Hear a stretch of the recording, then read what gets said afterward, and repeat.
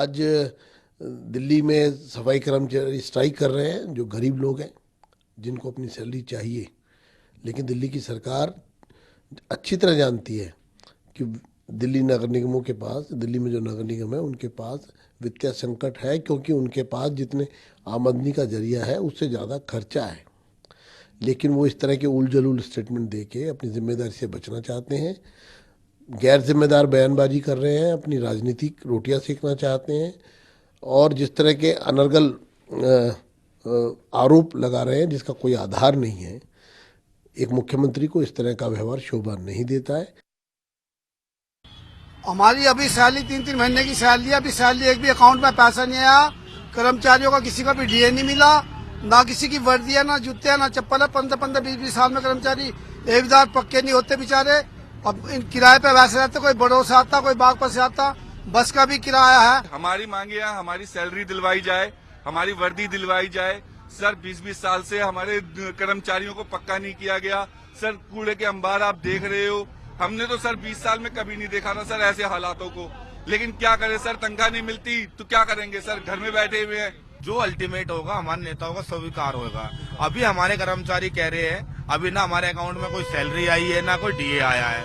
अभी कर्मचारी हमारे बिल्कुल काम करने के लिए मना कर रहे हैं और हम ना दिल्ली की जनता को परेशान करना चाहते, ना ही हम निगम को परेशान करना चाहते। जैसे ही हमारे अकाउंट में सैलरी फॉरवर्ड हो जाएगी हम काम पे आ जाएंगे, जैसा हमारे नेता कहेंगे हम उनके साथ है। तो देखा आपने किस तरह से दिल्ली कूड़ा कूड़ा हो रही है। मैं हूं विनीत मल्होत्रा और आप देख रहे हैं करंट इश्यूज। आज का हमारा मुद्दा है भारत की राजधानी आखिर क्यों बन रही है कूड़ा घर। सफाई कर्मियों को वेतन ना मिलने के कारण दिल्ली कूड़ा घर में तब्दील होती जा रही है। जगह जगह कूड़ा इकट्ठा दिखाई दे रहा है।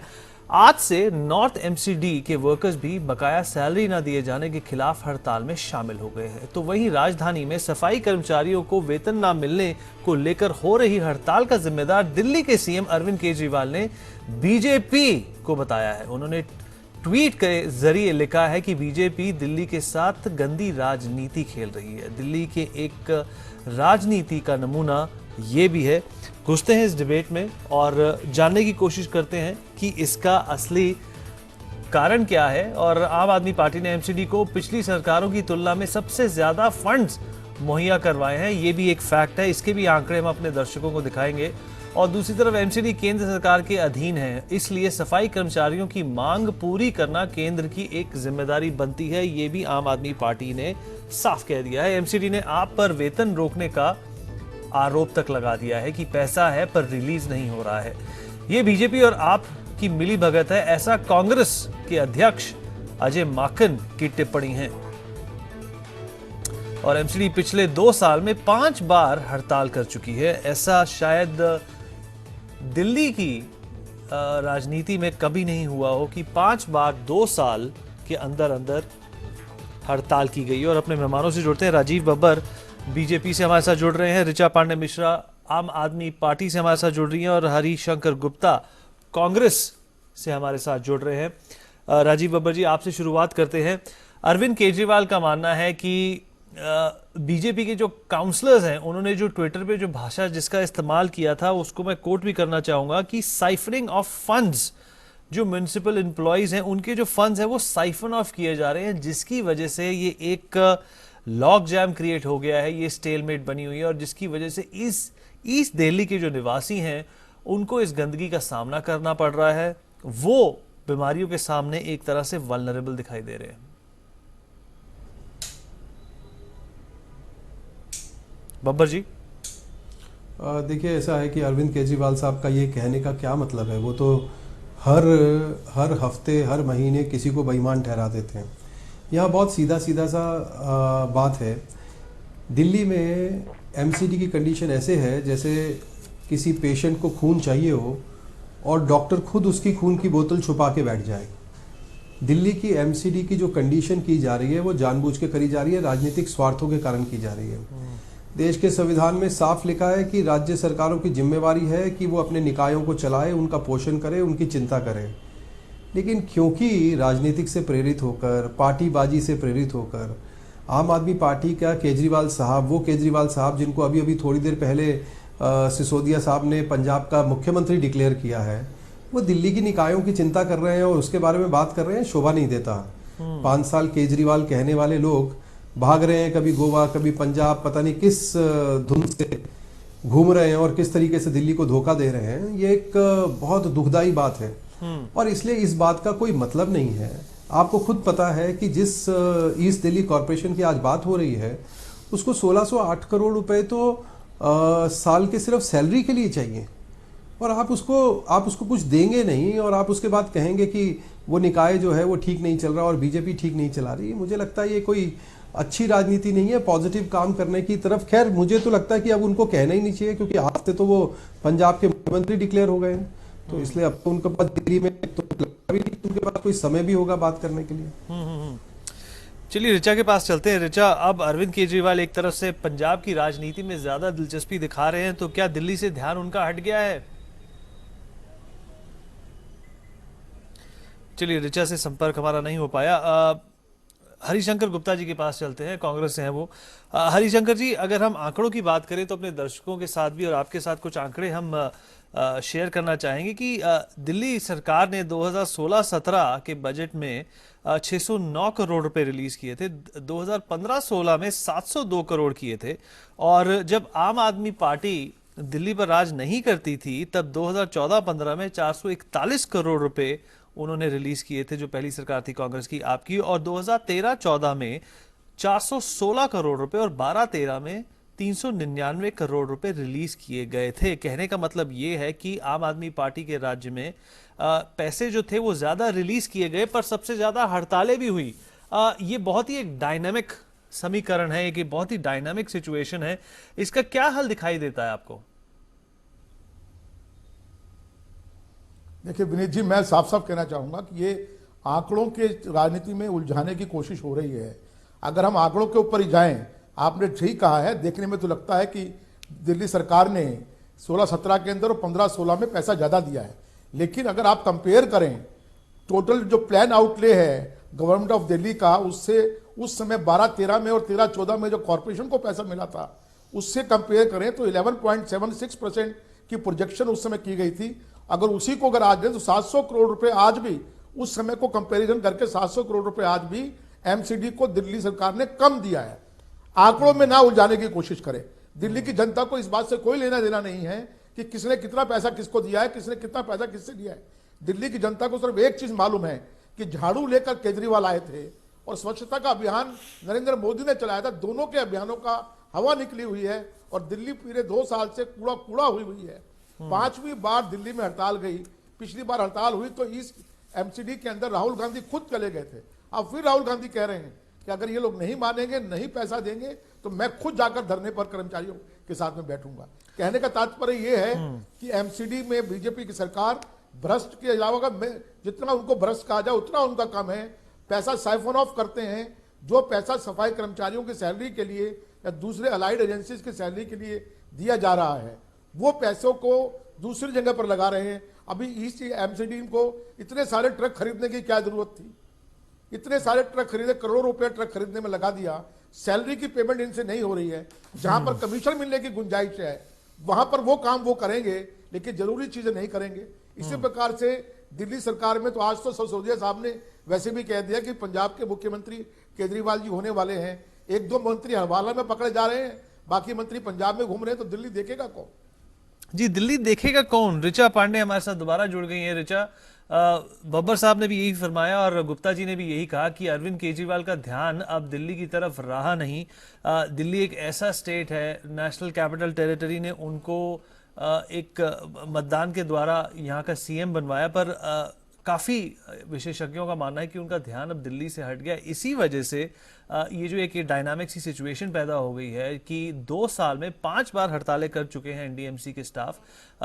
ये इसी वजह से हो रहा है क्योंकि ये जो टग ऑफ वॉर चलती रहती है सेंटर, कभी कभार एलजी और कभी कभार स्टेट के बीच में, इसकी वजह से आम आदमी को सफ़र करना पड़ रहा है।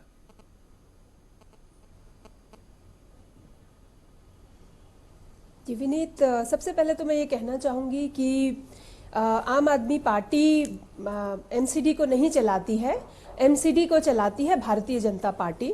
और 2012 में जब एमसीडी का चुनाव भारतीय जनता पार्टी जीती थी तो नरेंद्र मोदी जी ने सबको एक बधाई दी थी कि भाई देखो आप लोगों को बधाई हो। तो इसका मतलब भारतीय जनता पार्टी एमसीडी चलाती है और एमसीडी के जो काम है वो कोई और पार्टी कर ही नहीं सकती, चाहे चाह के भी और ना चाह के भी।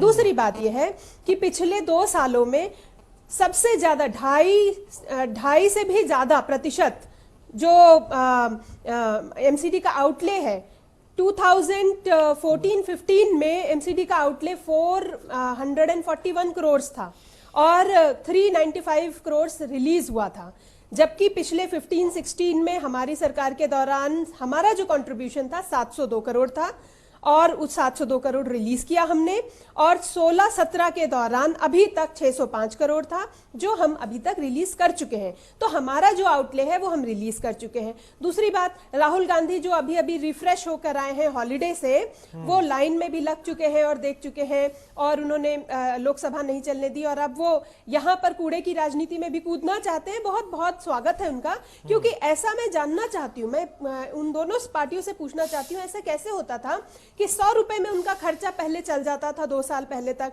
अब वही 600 रुपए जब दिया जा रहा है तो उनका खर्चा नहीं चल पा रहा है। तो राजनीति से प्रेरित होकर जो ये कूड़े की राजनीति कर रहे हैं, जनता इनको झाड़ू लगा के जब हटाएगी तब इन्हें समझ आएगा कि एमसीडी के साथ किस तरह का ये खिलवाड़ कर रहे हैं। आधे संगठन एमसीडी के इनके फेवर में है, आधे संगठन इनसे हट गए हैं, टूट गए हैं।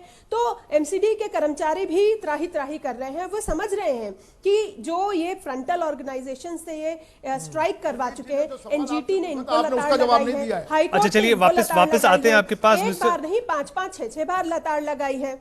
जी गुप्ता जी, आपका भी हम रिएक्शन लेंगे। गुप्ता जी आपके पास वापस आएंगे। एक कॉलर है कुमुद कुमार जो हमें ईस्ट दिल्ली से संपर्क कर रहे हैं। कुमुद बोलिए, आप क्या कहना चाहते हैं, आप अफेक्टेड एरिया में हैं। सर जी, सबसे बड़ी बात यह है कि देखिए पॉलिटिकल्स अगर ये कहते हैं कि हम एमसीडी का जो है मोदी जी चलाते हैं, मोदी जी और जगह इनको इंटरफेयर करते हैं केजरीवाल जी को, तो उसके पीछे लड़ाई वो करने को तैयार होते हैं। तो एमसीडी के पीछे लड़ाई करके क्यों नहीं हमारी प्रॉब्लम सॉल्व करते हैं, जो कि हम गंदगी में बर्बाद हो रहे हैं और इसके चक्कर इस वजह से हमारी बीमारियां फैल रही है और बच्चे वगैरह जो कूड़े के आसपास जो रहते हैं उनके पूछे कितनी बीमारियां उसको फैल रहा है। उनके घर पे जितने भी नेताएं हैं उनके घर पे तो देखिए उनके बच्चे तो कहीं जो है वो नहीं लग रहा है। जी बिल्कुल। एक और कॉलर को हम जोड़ते हैं अपने साथ, राजेश्वर भी हमें कॉल कर रहे हैं। राजेश्वर फरमाइए, आप क्या कहना चाहते हैं। हाँ नमस्कार जी। नमस्कार सर, ऐसा है पिछले हाँ नमस्कार सर जी, नमस्कार जी, नमस्कार सर आजकल राजनीति कूड़े की हो गई है। असल में ये 20 साल पहले के जो राजनेता थे और आज के राजनेता में और कूड़े में कोई फर्क नहीं, पार्टी चाहे कोई भी हो। मैं कांग्रेस भी नहीं कहता, मैं बीजेपी नहीं कहता, मैं आप पार्टी नहीं कहता, कोई भी पार्टी हो वो सारी पार्टी कूड़ी पार्टी हो गई है। उनका ध्यान इतना निम्न स्तर हो चुका है, निम्न स्तर की ओर जा चुका है। ये देश की भलाई क्या सोचेंगे। ये देश के कूड़ा को लेके जो लोग राजनीति कर रहे हैं, तरह तरह की ये वो कर रहे हैं, एक दूसरे के ऊपर कूड़ा ही उछाल रहे हैं, कीचड़ नहीं कूड़ा उछाल रहे हैं। उस दिनों में ये कूड़ा, जब तक हम समझदार जो देश के नागरिक हैं, जब तक इन कूड़ों को झाड़ू देके हम नहीं निकालेंगे ना, जब तक हमारे देश का भला होने वाला नहीं है।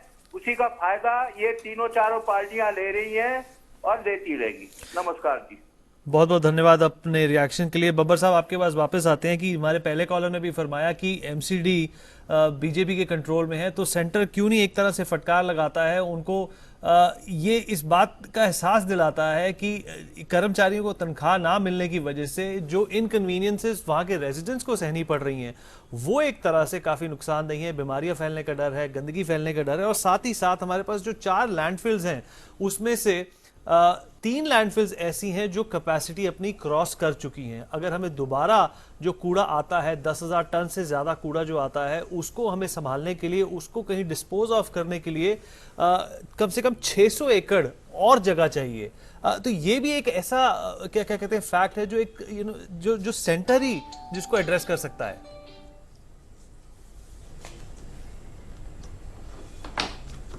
बाबर साहब? देखिए, ऐसा है कि मैं दोबारा से जो ऋचा ने जहाँ से बात की थी उस पर लाना चाहता हूँ कि बीजेपी की एमसीडी और आम आदमी की दिल्ली सरकार से बाहर निकलना चाहिए। और मैं फिर वही बेसिक चीज़ पे ले जाना चाहता हूँ, जिस एमसीडी को चलाने की जिम्मेवारी दिल्ली सरकार की है, दिल्ली सरकार की ये ड्यूटी बनती है कि उसके निकाय ठीक चलें। 1608 करोड़ रुपया जो है वो सैलरी का चाहिए, 450 करोड़ रुपए हॉस्पिटल्स के लिए चाहिए, स्कूलों के लिए 250 करोड़ रुपए चाहिए, सैनिटेशन के लिए 400 करोड़ रुपए चाहिए। डेवलपमेंट वर्क के लिए तो पैसा कैसे बचेगा, कैसे होगा, वो एक विषय है। मुझे बताइए, वहाँ पर जो दिल्ली सरकार को पैसा देना है वो दिल्ली सरकार पैसा समय पर क्यों नहीं देती है? और ये बात अगर बैकलॉग की बात करें तो बैकलॉग करते तो 5-6 हज़ार करोड़ रुपया हो जाता है। अभी तो बैकलॉग की बात नहीं कर रहे, सिर्फ चलने की बात कर रहे हैं। आपको मालूम है कि वहाँ पर दिक्कत है और आप जानबूझ के उस दिक्कत को बढ़ा रहे हैं। दिल्ली सरकार के पैसा उनके पास है और दिल्ली सरकार को पैसा देना चाहिए। भारत सरकार ने 2000 करोड़ से भी ज़्यादा सफाई के लिए, स्वच्छता के लिए दिल्ली सरकार को ऑन रिकॉर्ड दिया और तब बड़ी शब्दों में केजरीवाल साहब ने जो है मंच पे खड़े होकर और केंद्रीय मंत्री की तारीफें की। तो देखिए, इससे राजनीति से बाहर आइए। और ये प्रॉब्लम पहले क्यों नहीं आती थी? क्योंकि आपकी इंटेंशन जो है वो केवल और केवल राजनीति करने की है। आपका फोकस है नहीं, आप डिलीवर नहीं कर पा रहे। आप पीडब्ल्यूडी आपके पास है, वहां आप काम नहीं कर पा रहे, जल बोर्ड में आप नहीं काम कर पा रहे, एजुकेशन में आप नहीं काम कर पा रहे। या तो आप मोदी सरकार को कोसते रहेंगे, या आप किसी केंद्र सरकार का कसूर लगाएंगे, या आप एमसीडी का कसूर लगाएंगे। तो हम ये मान ले ना कि आप लोगों के बस का कुछ नहीं है, क्योंकि या तो इस देश में, इस दिल्ली में, या तो एमसीडी जो है वो खराब काम कर रही है, या फिर मोदी सरकार काम खराब कर रही है, आपको काम नहीं करने दे रही। हाई कोर्ट से फटकार पड़ने के बाद जब हाई कोर्ट ने आपको बता दिया कि दिल्ली का कॉन्स्टिट्यूशन क्या कहता है, तब भी आपकी जो वो भावना है वो खत्म होती नहीं है। करोड़ों बाबा जी के साथ संपर्क में थोड़ी प्रॉब्लम आ रही है।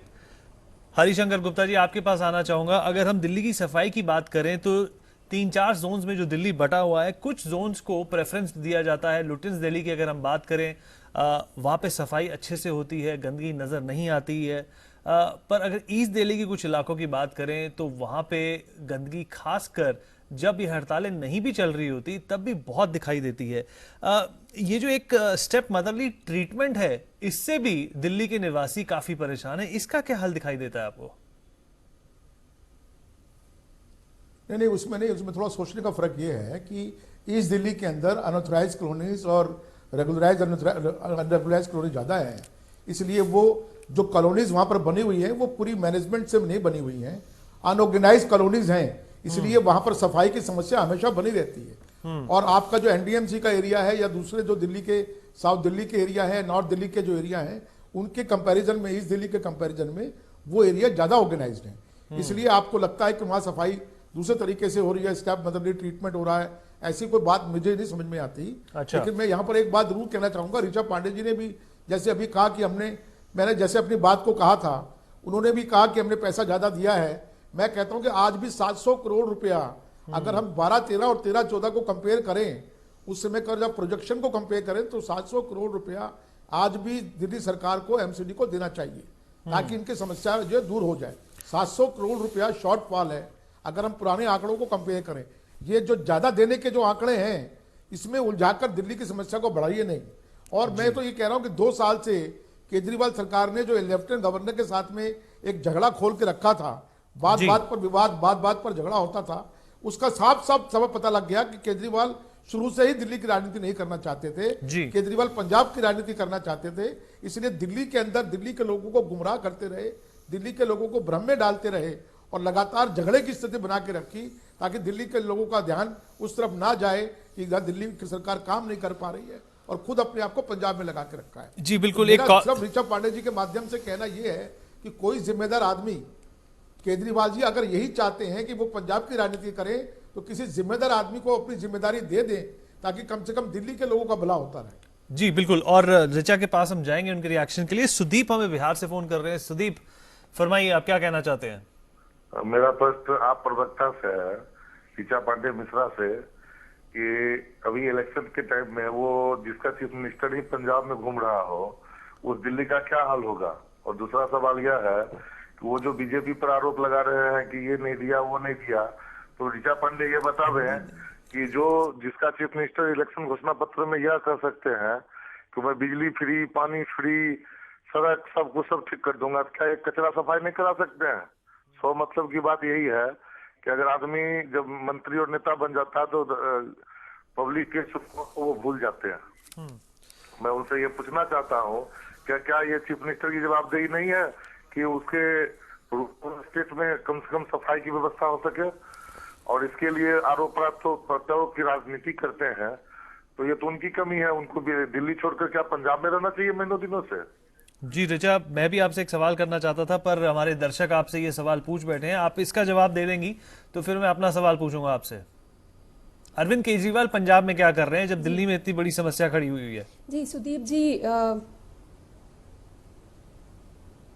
देखिए, मैं सबसे पहले तो यहाँ स्पष्ट फिर से कहना चाहूंगी कि एमसीडी के जो काम है वो एमसीडी ही करेगी। उसमें जो दिल्ली सरकार का उनको देना बनता है वो दिल्ली सरकार समय समय पे देती आई है। पहले की सरकारों से कई 2.5 गुना ज़्यादा दिया है उसने।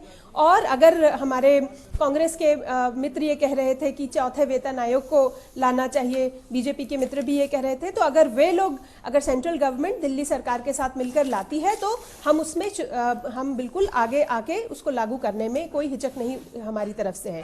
तो जो हमारा कंट्रीब्यूशन है, एक दिल्ली में मिली जुली सरकारों का एक मिक्स्ड एजेंसीज का काम चलता है।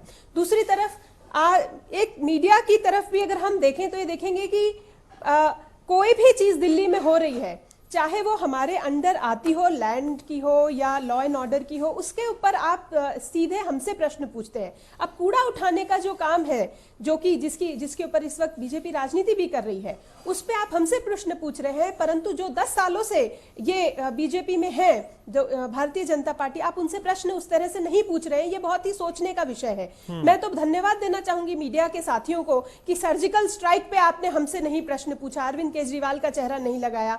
जो नोटबंदी में 150 लोगों की मृत्यु हुई, आपने उस पे हमें हम पे उंगली नहीं उठाई। हमने लैंडफिल्स का सवाल उठाया था बीजेपी के प्रवक्ता से, बब्बर जी, लैंडफिल्स का हमने सवाल आपसे पूछा था और ऋचा ने तब भी इस बात को एक तरह से दोबारा अप्रिशिएट किया था कि लैंडफिल्स की जो कमी है दिल्ली में, उसका पूरा करने का जो काम है वो सेंटर का ही है, वो क्यों पीछे चल रहा है?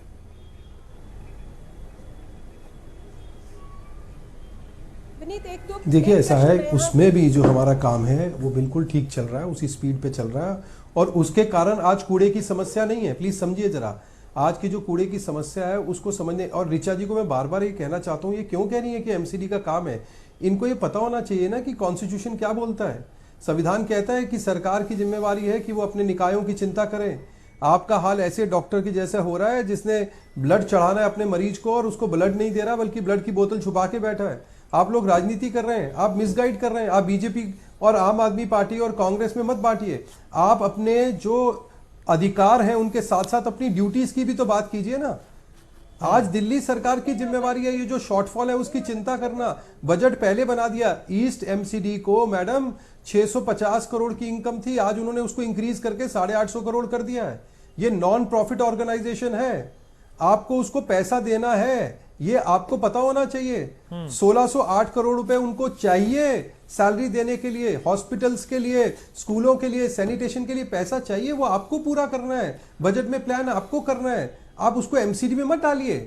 चलिए दिल्ली के एक और निवासी से बात करते हैं। ब्रह्मानंद हमें वसंत कुंज से कॉल कर रहे हैं, फिर उसके बाद ऋचा के पास चलेंगे और उनका जवाब लेंगे। ब्रह्मानंद, हेलो। ब्रह्मानंद, अपने टेलीविजन की वॉल्यूम बंद कर दीजिए।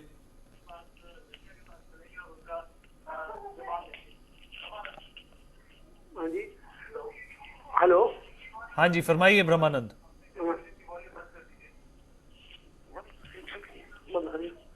हेलो जी, फरमाइए ब्रह्मानंद, हम आपको सुन पा रहे हैं, जल्दी से बोलिए। बसंत कुंज से बोल रहे हैं। ये दिल्ली एमसीडी का वो क्या नाम, टोल टैक्स 65 रुपए था और केजरीवाल सरकार ने, हम लोगों ने, टैक्सी ऑटो वालों ने इतना मेहनत करके जिताया, इन्होंने 100 रुपए कर दिया। इतना पैसा आता है और फिर भी कूड़ा कचरा, और दिल्ली में लैट्रिन बाथरूम कहीं नहीं। इधर लोग इतने परेशान हैं बहुत ज्यादा। इनके विधायक कोई देखने को नहीं आते हैं। मैं हर जगह जा जाके इनसे बात की, मुनीर का में, बसंत कुंज में, पूरे क्षेत्र में कहीं नहीं है और ये पैसा इतना कहाँ जा रहा है, जो कम से कम दूना कर दिया इन्होंने।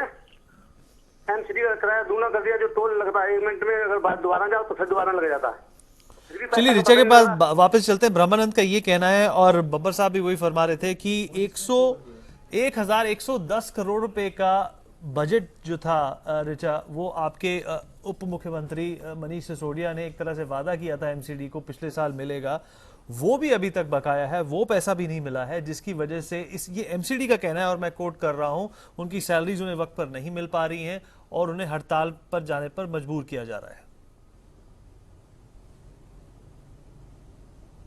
देखिए विनीत, बहुत लॉजिकल सी बात मैं यहाँ कह रही हूँ। इसको पॉलिटिकल अगर लोगों से आप बात करेंगे तो वो कुछ भी जवाब दे सकते हैं। आप एमसीडी के कमिश्नर से भी ये आंकड़े ले सकते हैं और ये पब्लिक डोमेन में भी है। सबसे बड़ी बात यह है कि जब 100 रुपए में एक एमसीडी का काम चलता था, मैं सिर्फ उदाहरण के लिए बोल रही हूं, तो आज हम डबल ट्रिपल दे रहे हैं, तो वो एमसीडी का काम क्यों नहीं चल रहा, वो पैसा कहां जा रहा है, बीजेपी उसे किस तरह खर्च कर रही है। दूसरी बात यह है कि ईस्ट एमसीडी स्पेशली, उसके पास इतने सारे बोर्डिंग्स हैं, आप जहां जाइए बड़े बड़े बोर्डिंग्स दिखते हैं और उनका रेवेन्यू सिर्फ 2 करोड़ 5 करोड़ ही कैसे ये दिखा सकते हैं। ये इतने बड़े बड़े घोटाले करते हैं। एक तरह से एमसीडी को टोटली अनवायबल कर दिया है। एमसीडी सबसे भ्रष्टतम संस्था है पूरे एशिया में, तो इसको और पिछले 10 सालों से ये हो रहा है, ये लूट खा रहे हैं और यहाँ पर पॉलिटिकल स्लग फेस्ट की तरह पॉलिटिकल धक्का मुक्की कर रहे हैं और ये दिखाने की कोशिश कर रहे हैं कि political blame game, political tug of war, आप जो भी कहना चाहें, इससे जो परेशान हो रहा है वो आम नागरिक है। वक्त की हमारे पास बहुत कमी है। गुप्ता जी, एक आखिरी सवाल मैं आपसे पूछना चाहूंगा, गुप्ता जी से आखिरी सवाल पूछना चाहूंगा, उसके बाद हम ये कार्यक्रम समाप्त करेंगे। गुप्ता जी, जब कांग्रेस का कार्यकाल था तब ऐसी डायनामिक सिचुएशन पैदा हुई, और अगर हुई तो सर इसका समाधान क्या निकाला गया?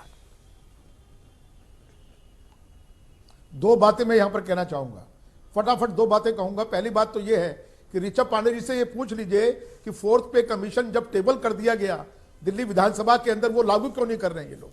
4th पे कमीशन लागू करें, ये समस्या हमेशा के लिए इस समस्या का समाधान हो जाएगा। और दूसरी बात है, कांग्रेस पार्टी जिम्मेदार पार्टी है, कांग्रेस की सरकार जिम्मेदार सरकार थी। कभी भी ऐसी स्थिति पैदा हुई, कांग्रेस ने तुरंत एमसीडी के लोगों को बुलाकर पैसा दिया। कभी उन्होंने ये नहीं कहा कि आपने घोटाला किया या आपने बदमाशी, जो हुआ वो अलग बात है, लेकिन पैसे के कारण से कर्मचारियों की सैलरी ना मिले, ये बड़े अफसोस की बात है। और ऋचा पांडे जी का जो बयान है, वो मुझे ऐसा लगता है कि जो बातें उनसे पूछी जा रही है उसका जवाब वो नहीं दे रही है, बातों को घुमा फिरा कर जवाब दे रही है। जी बिल्कुल ऋचा, वक्त की हमारे पास बहुत किल्लत है। आपसे हम अपने अगले एपिसोड में इस बारे में बात करने की पूरी कोशिश करेंगे। राजीव बब्बर, ऋचा पांडे और मिस्टर गुप्ता, थैंक यू हमारे साथ जुड़ने के लिए। करंट इश्यूज में हमारे पास इतना ही है। मुलाकात होगी आपसे कल दोबारा। आप देखते रहिए न्यूज़ वर्ल्ड इंडिया। धन्यवाद।